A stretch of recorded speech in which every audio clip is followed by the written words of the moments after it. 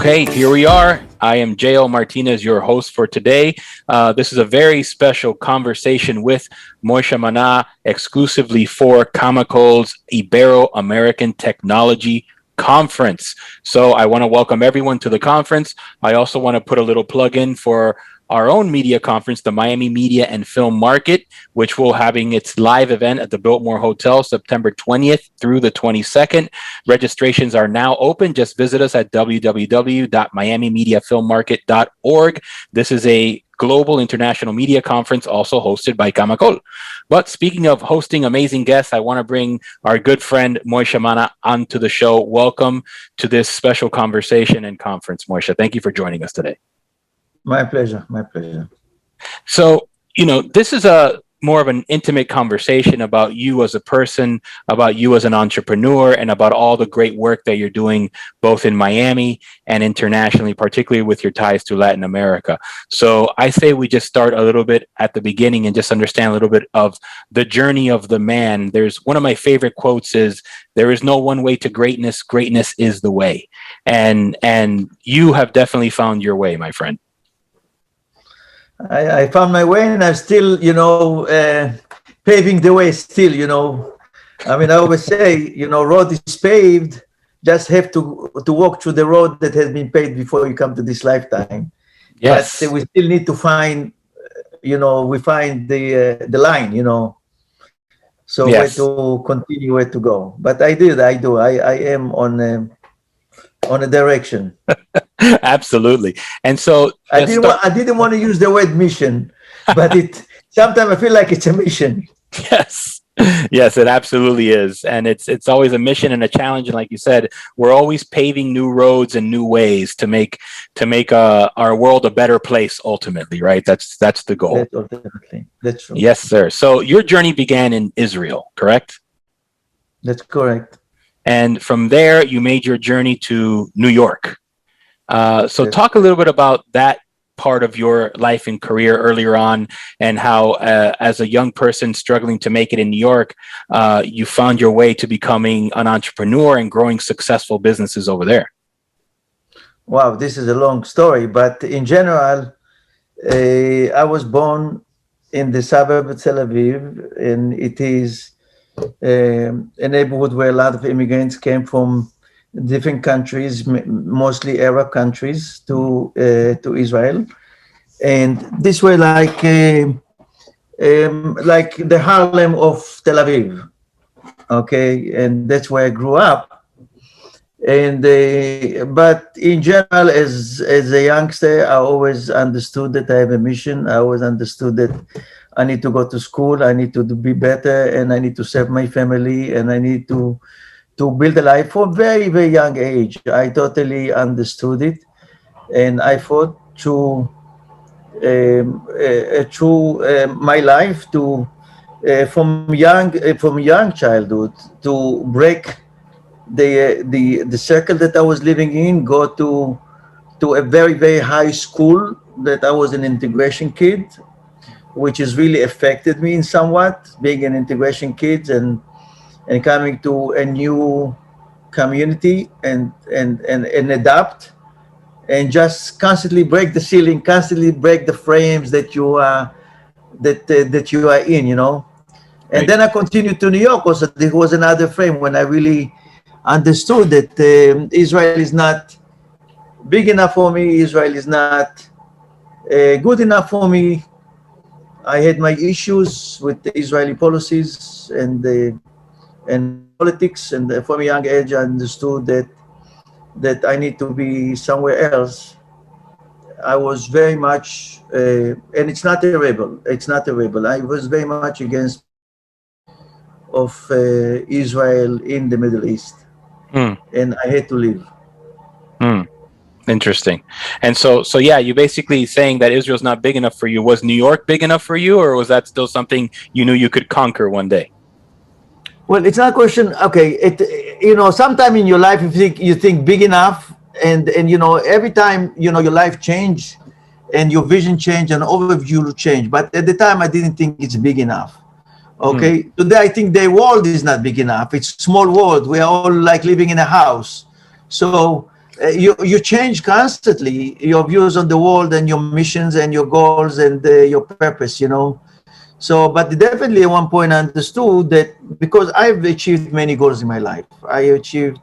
I built many businesses and I changed my life. I changed my family life. I changed people's life around me. But at one point I understood what do I want to do? Continue do project, or I should just take all the achievements, all goals that I achieved and roll them up to a purpose.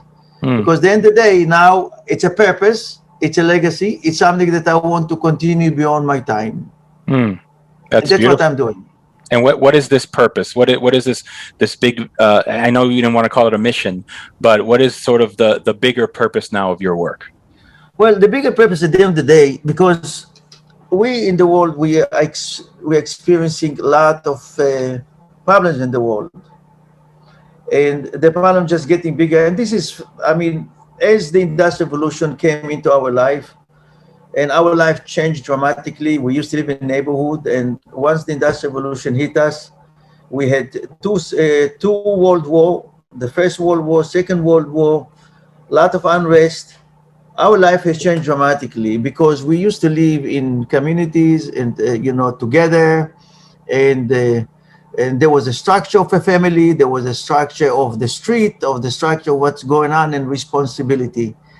And as the industrial revolution hit us, we ended up living, going to the cities and being our own home, our own car, our own office. The parents do not live with the kids anymore, and the kids all of a sudden, because before the industrial revolution we didn't have youth. It was either you are a boy or adult. 13 was already adult.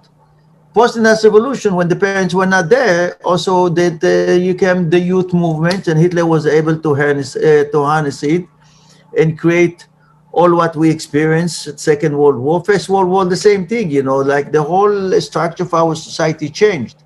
Mm, So with what I'm doing, I figured that we need to do something, because I've done many things. I've done technology, I've done fashion services, art services, I've done technology, investment, real estate, logistic, you name it. And at one point I understood that the way we live has to change.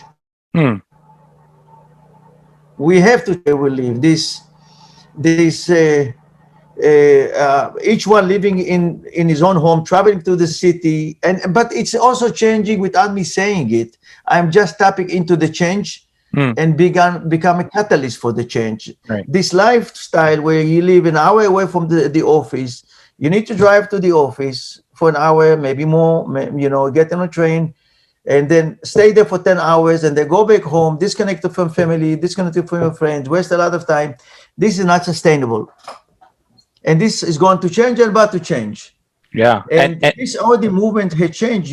We have the desire for the last 20 years to live in communities. We went into digital communities, but we did not go into physical and digital communities. So there is no reason that the neighborhood that I grew up, I would not mimic it and I can recreate it. My mother used to live across the office where she worked. So all day long, she was through the office and through the house. And we can see her throughout the day.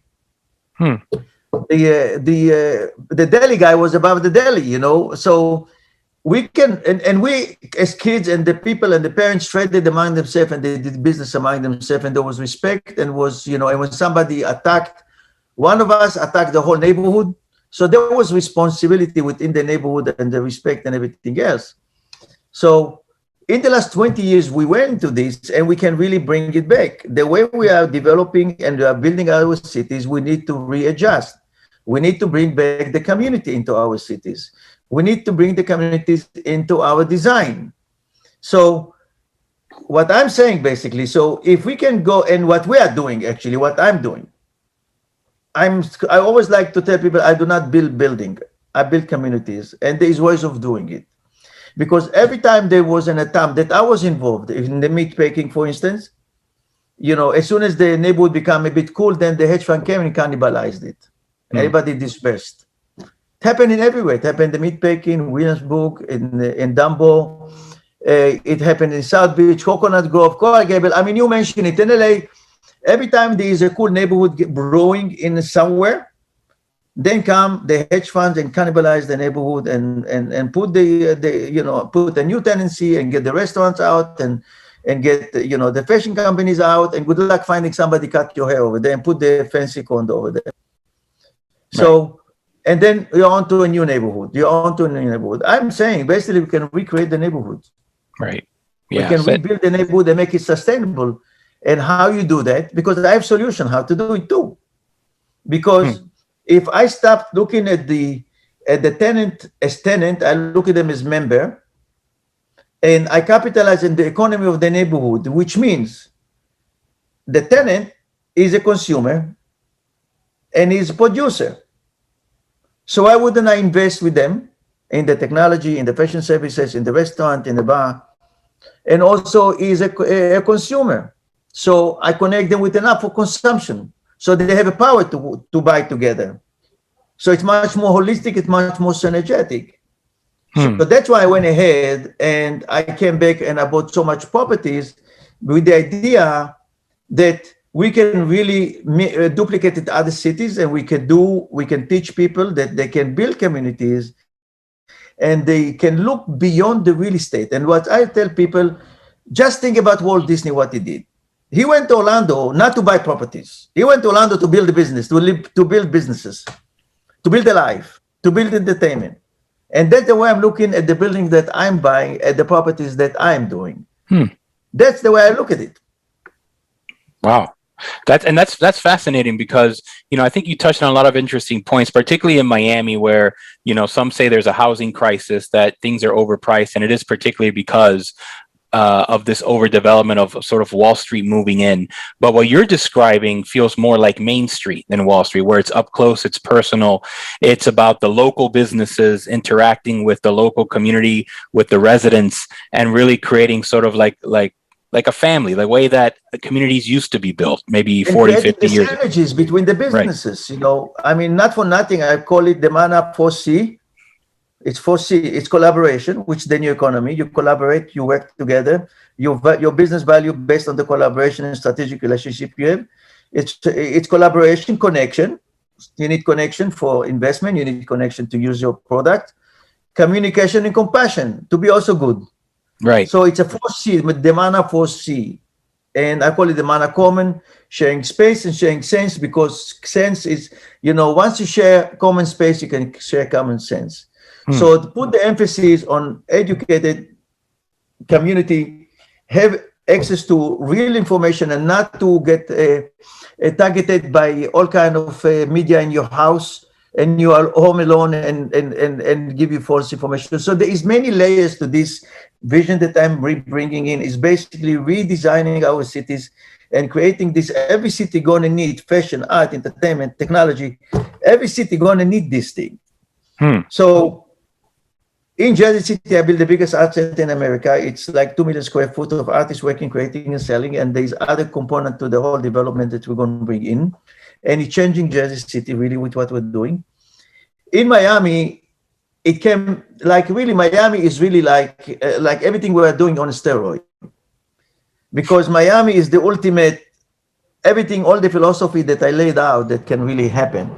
And politically, philosophically, and everything else.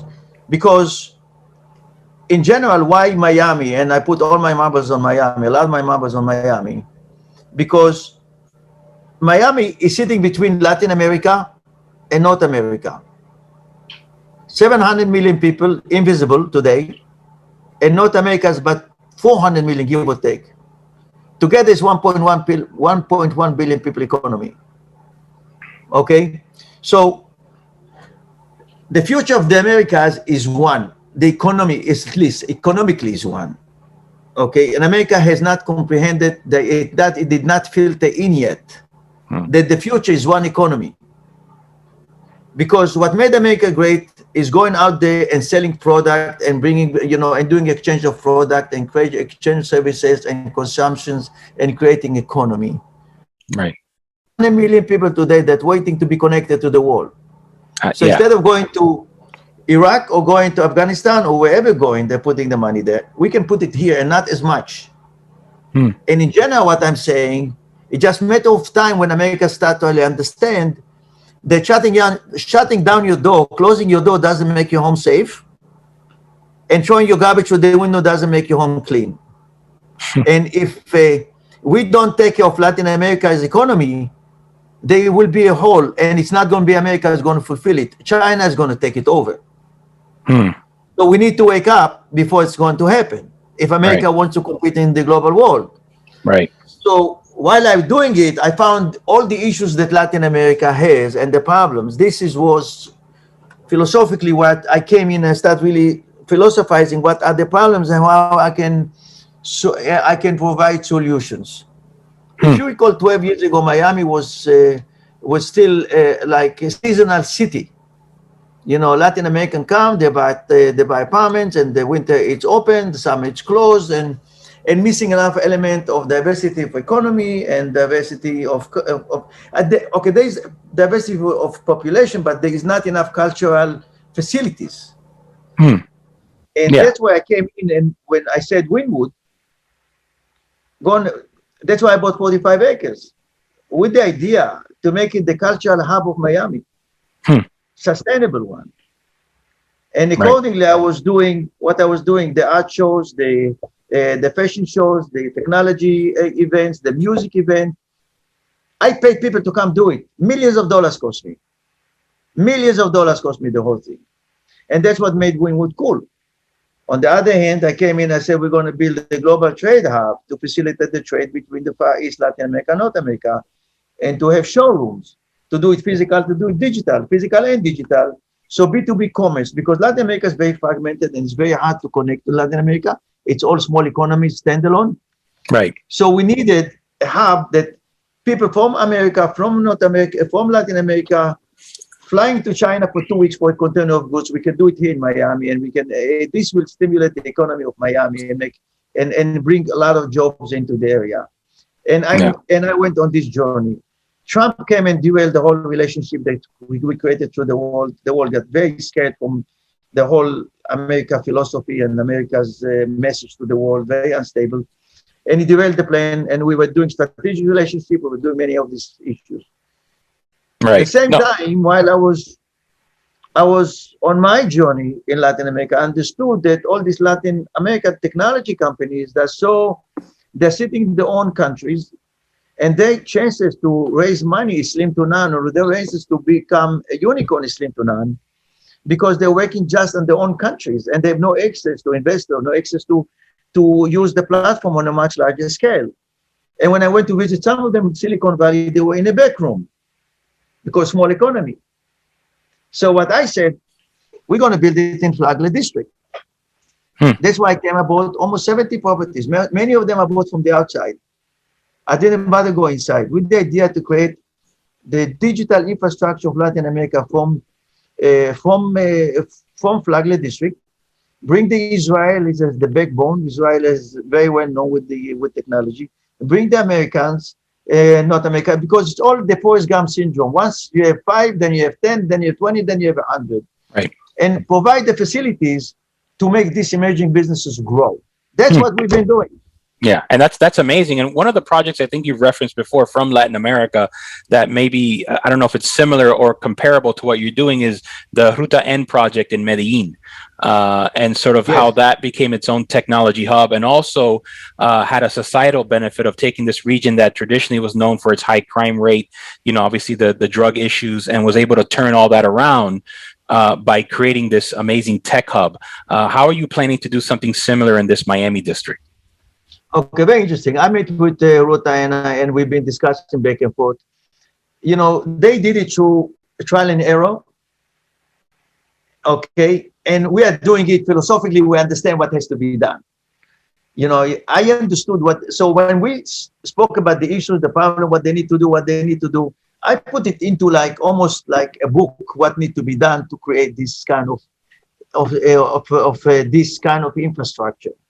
So of course, the goal is ultimately to build a network of neighborhoods and connect the neighborhoods. And ultimately, what we're going to bring peace to the world is the direct connection between people.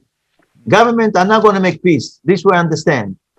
But when people start connecting themselves on different level of food, fashion, art, technology, business, it's a different kind of scale. So once we put network in neighborhoods, this will be amazing. So of course, Nuruta are going to be part of what we are doing, and we're connecting them and we want to work with them. Of That's course, and there's amazing. other neighborhood in Bogota, and my goal is to do in Tel Aviv and some in the West Bank and Gaza Strip and all the places have problem. We need to create this kind of neighborhoods, and it's not so complicated. Yeah. Yeah. It just takes, like you said, just sort of the vision and the focus on how to do it, and then being able to take what you're doing in Miami and literally replicate it all over the world. So Miami is really the ultimate prototype to what we're doing. That's interesting. It's And really so, worth playing. where do you see Miami growing as a regional hub, as a technology hub, as sort of this sort of centerpiece of the Americas, and how it's going to position itself in this new world that we're entering into? Okay, so I've been on this journey of already 12 years, 10 years, and I identified that Miami is the city of the future. There is no but to if. Because geographically where we're located and the fact that we're sitting right in between 1.2 billion, 1.1 billion people economy, the weather diversification, the idea that Miami is a dream for every designer, for any architect to come and build something of substance. Miami has not been built yet, you know. So it's very much on its infant, and it's going to provide a lot of opportunities for many, many, many people. It just took time to understand. It took time for people to understand the value of Miami, and it just matter of time where we are going to understand that Miami is really going to be. I don't want to use the Hong Kong or the Western Hemisphere, but it's going to be a major trade hub in the Western Hemisphere. And my goal ultimately to connect it to Panama, and I've been working with the president of Panama how to do Panama, Miami, Western Hemisphere, global trade hub, and what it means, and there is issues that what need to be done, and so forth. So the Corona really start many of this back and forth with the president. He loves what we do. He loves the whole idea of what we do. But Miami is sitting really like it's about to change, and it's still. I always said it's one of the most undervalued cities in the world. Okay, for what the potential that it can bring, and now the world start really discovering Miami. Yeah. In a funny way, many people used to relate to Miami as the sixth borough of New York. Yes. I was very offended by it, you know, and I said, no, it's not the sixth borough. It's the little sister that growing and getting noticed. She becomes sexy now. That's yeah, she's a sexy woman now. Yes. Absolutely. And so you mentioned a little bit, you alluded to, sort of this idea of changing the way we live and work. Now, we're just sort of getting out of this pandemic now. How do you say that this sort of the difference in the change that you saw in the last 12 months, and a lot of folks working from home, doing these kind of remote interviews, how is that going to factor into building these future communities where we can do so much of this work digitally and remotely, as opposed to having to do those 1-2 hour commutes every day? Okay, I just want to say that the Corona just explained everything that I've been preaching for the last, I don't know how many, 10 years or 12 years, okay? Mm-hmm. Because I explained in the past that that the way we live, we're going to change, because we used to have the traditional office, the traditional headquarters, where 20% of the building used to be the mail room and packaging and what's not. And then in your office, you have 5 cabinets, you have the desk, you have a secretary outside. Now it's all gone. It's all gone. You don't need it, because you got your computer, and this is your file cabinet, and this is your secretary, and this is everything else. So obviously a lot of things going to change. These offices in Midtown Manhattan that you see them, the big offices, are human trap, I used to call them. And there was no reason for people to drive for an hour and a half to go into the middle of the city, where the rent is the most expensive, where it's the most complicated to come in and out, in order to come back home at night. So things will change. And I knew that it's not sustainable, because with the technology innovation that we have, many of the back offices, many of the functions of offices going to move to the inner cities, or they're going to move to outside of America, to Latin America. Just question of time when people start really building this connection. Okay. So the office also structure within is going to change because there will be a lot of space. And the office, I used to describe it, I have it written, the office is extension of your home, and your home and office, the public space is the extension of your home and office, okay? So that's the way I describe the new kind of environment we're going to do. So back to your question, the office, the way it's designed going to change, the way we work is going to change. We're going to have kitchen in offices. We're going to have showers in offices. We're going to have the amenities that we need to work and live and play. And, many times your home going to be close to the office within walking distance. And many of the functions going to move to places where people live. Many office buildings going to move to where the people live in the suburb. So the suburb is going to gain traction also. So that's the way it's going to end up doing. And I do not know this kind of big building in the middle of Manhattan, what they're going to do with them, but something's going to happen. Yeah. Yeah, absolutely. Yeah, there definitely seems there's a lot of change, especially in what you said was traditional office space and what we used to call the 9 to 5, right? And that's all quickly going away, and something new and more exciting, it feels like it's coming. And so, just to kind of wrap up the interview now and speaking to the delegates here at this technology conference, how can they get involved, whether they're in Miami or Latin America or elsewhere, with what you're doing now in Miami? Okay, first of all, they need to speak with us, to say who they are, present themselves to us, and see what the objective, what the goals are, and how we can really have them achieve the objectives and goals. Okay, but ultimately we are building, what we are doing now, we're building the infrastructure for anybody who wants to come and build a life and do something and create. We're building the infrastructure for them and to come and succeed. And it's not only in the technology. It's also in the fashion services that we're providing, in the art services we're providing, in the food and beverages we provide. So everything, I always like to say that we like to provide solution, but do not compound the problems, because many of the small businesses have problems, expanding, and we know the issues, and I'm not going to get into now what the issues that they're facing.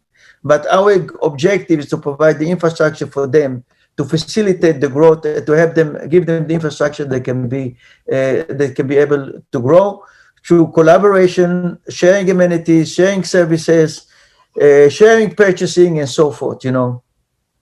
That sounds amazing. Well, I don't know if I can speak for all the delegates, but I'm ready to move into one of those properties when it's ready. So you can count me in. Moishe, this has been a fantastic. We are behind on construction. We really are. And I want you to know, that this is right. It's something that it's very difficult for me to understand. Until now, it's all my money, because it's very difficult for investors to understand that this is a horizontal investment and not vertical. Because every time you talk to somebody, they get stuck in the vertical. How much the building is worth? Where it be located? I mean, it's not about the building, no matter how much you tell them. So it's about horizontal investment. That the investor is going to get his share by what's happening in the neighborhood, the appreciation of all the real estate, the appreciation of the businesses within the neighborhood, the synergies we create, the brands that we have in the neighborhood, the technology. I constantly want to go to the building. How much the building is worth? Yeah. Oh, I want to do 5 buildings. I want to do 4 buildings. I did not assemble it to disassemble it. Right. You don't go to Walt Disney and tell him that I want only, like a quarter of the part of Orlando or wherever they are, Right. It's very hard for the investor to comprehend something like this. Yeah. It doesn't register. No, you're right. Yeah. Walt Disney kind of figured it out, half a century ago. And it seems like you're just kind of building on this idea of community, of having a group of like-minded individuals that want to share this space. You see it, like you said, in Disney all the time. People from all over the world flock there just to be a part of not only, like I said, building. It's not just rides and attractions, but it's a community that he was able to build around his stories, around his vision, around literally the world that he created for everyone. And I think you're along those lines, and I'm very excited for what's next for you and for your organization. Yeah, definitely. And we are considering other alternative. It can be. I will. Well, once I know that we are doing it, I will release it. It can be very, very, very exciting and very rewarding for the community. We really have stuff. And that's the way I'm thinking. I'm thinking how how we can make it sustainable, how we can really how the community can benefit from it. And it's always holistic. Yeah. When No, you do the right thing. it absolutely is. And this has been an incredible session. I hope the delegates got a lot out of it. I'm sure they did. I know I did. And so I want to thank you for your time, Moishe Mana, and joining us today at CAMACOL's Ibero-American Technology Conference. Thank you. Appreciate it.